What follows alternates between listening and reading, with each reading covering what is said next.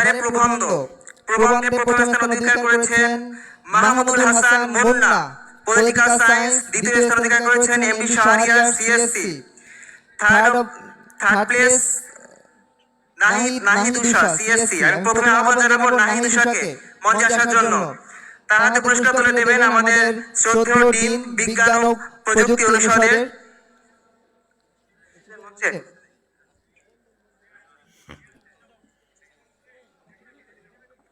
নাহিদ উষা কোথায়? আপনারা এসে চলে আসেন দ্রুত। দ্বিতীয় অবস্থানে আছেন এমডি শাহরিয়ার, সিএসসি। সবাই মঞ্চে আসেন।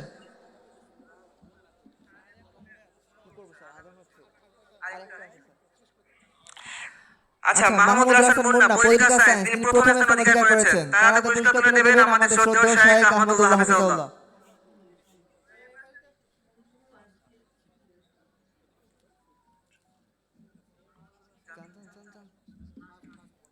তিনি প্রথম স্থান অধিকার করেছেন প্রবন্ধ প্রতিযোগিতায়।